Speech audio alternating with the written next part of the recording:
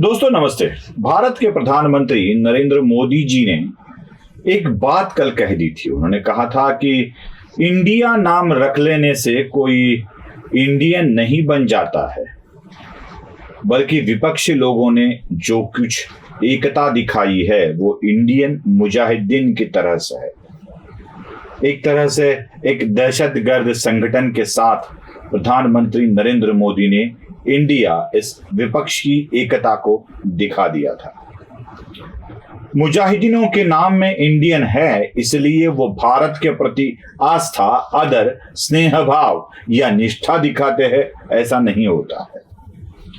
अगर एक ही बात में कहे, इंडियन तो मुजाहिदीन भी होते हैं, इंडियन तो नाम ये भी लगा लेते हैं जो आतंकी है। विपक्ष की एकता ने इंडिया नाम का सुझाव देकर अब ये किसकी दिमाग की उपज है, इस पर भी विवाद है। लोग कहते हैं कि ये तृणमूल कांग्रेस ने सुझाया है, कोई कहता है कि ये राहुल गांधी के दिमाग से निकली हुई आइडिया है। शरद पवार ट्वीट करके ये भी कहते हैं कि ये मेरी दिमाग से निकली आइडिया है। न जाने कितने दिमागों से एक ही आइडिया निकला और उस पर नाम दिया गया इंडिया। अब इंडिया नाम क्यों?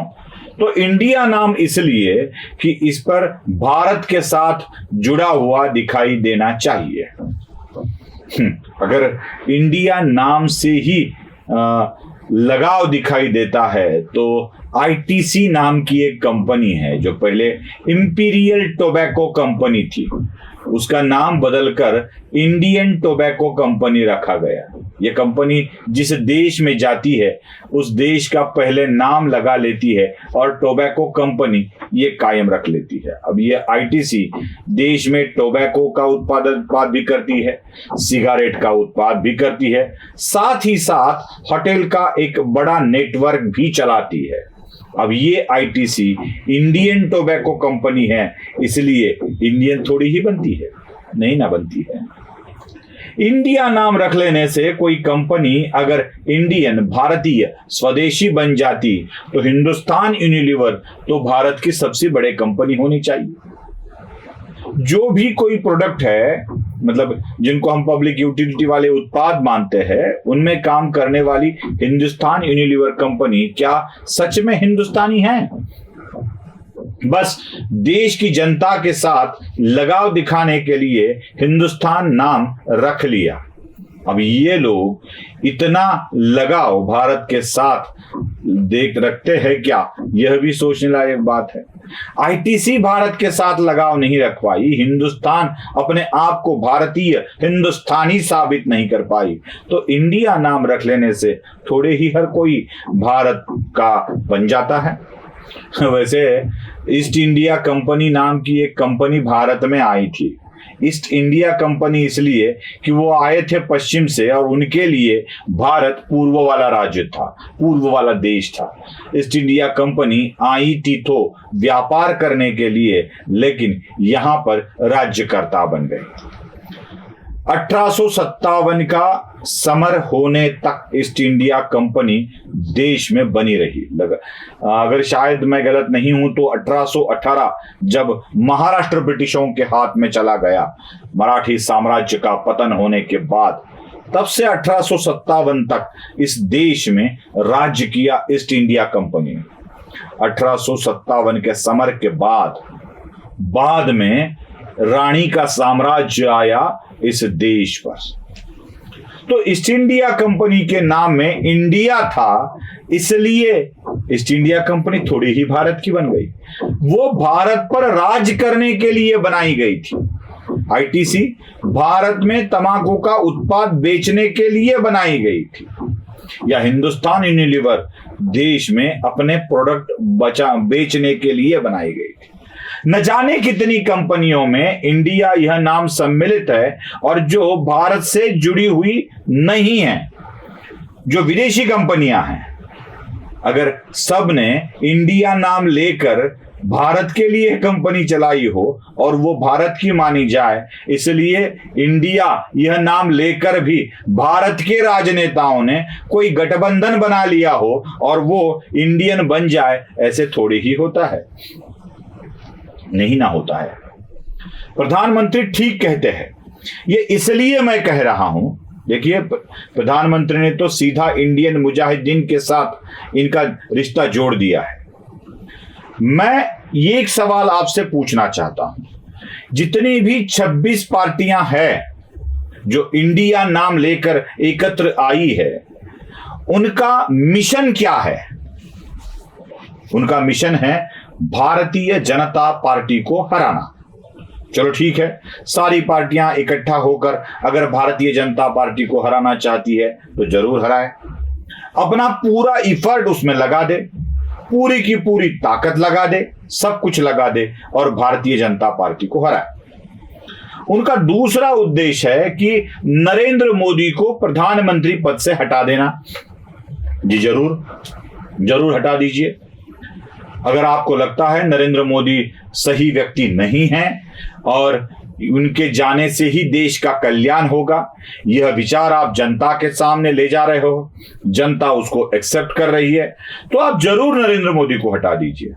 बस हटाते वक्त जनता जब पूछेगी कि नरेंद्र मोदी को हटा रहे हो ये ठीक है, लेकिन उनकी जगह पर किसे बिठा रहे हो?